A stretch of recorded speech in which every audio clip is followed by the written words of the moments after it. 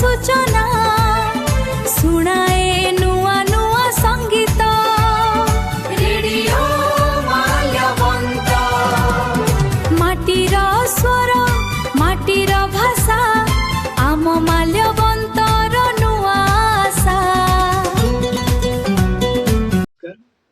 Radio Malyavant गोष्ठी बेतार केन्द्र को आपण मानक स्वागत। आपण माने सुनी परचंती एफएम 89.6 मेगाहर्ट्ज जगे रेडियो रे प्रसारण होला परे। नमस्कार मु सुदेशना रेडियो माल्यवंत गोष्ठी बेतार केन्द्र को स्वागत। मालकानगिरी बनखंड अधीनस्थ कालीमेला वनांचल एवं कालीमेला महाग्राम सभार मिलित आयोजन रे बाउंश अमल प्रणाली उपरे एक दिनिया प्रशिक्षण कार्यक्रम जाकालगुंडी ठारे सफलतार सह अनुष्ठित होइतिला। एही प्रशिक्षण रे ग्राम सभार नेतृत्व समुदाय सदस्य वन विभाग अधिकारी Indian school of business team सदस्य एवं विभिन्न गवेषक और विशेषज्ञ माने जोग देइथिले। वन विभाग अधिकारी माने बाउंसर वैज्ञानिक एवं स्थायी अमल प्रणाली उपरे विस्तृत तथ्य प्रदान करने सह ग्राम स्तर रे प्रायोगिक प्रदर्शन माध्यम रे ग्राम सभा नेता माननको प्रशिक्षण देइथिले। कार्यक्रम रे मालकानगिरी वन खंड अधिकारी साई किरण उपस्थित रही ग्राम सभार भूमिका उपरे गुरुत्वारोप करथिले।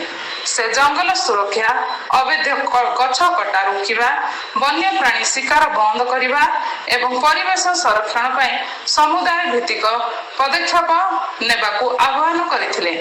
समाज मध्य जंगल और प्रकृति सुरक्षा संबंधी सकारात्मक वार्ता प्रचार करने को मध्य से परामर्श देथिले।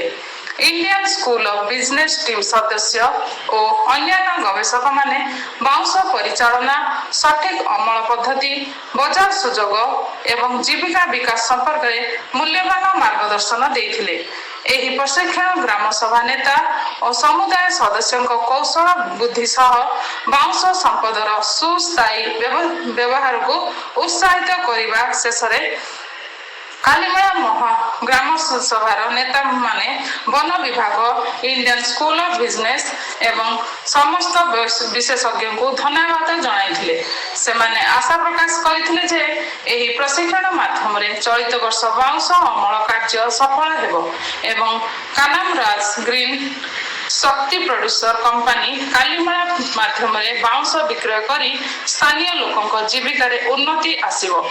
एही कार्यक्रम ग्राम सेवा आधारित जंगल परिचालना बाउंश संपदर सुस्थायी व्यवहार एवं स्थानीय जीविका विकास दिगरे एक गुरुत्वपूर्ण पदक्षेप बोली मत प्रकाश पाइथिला।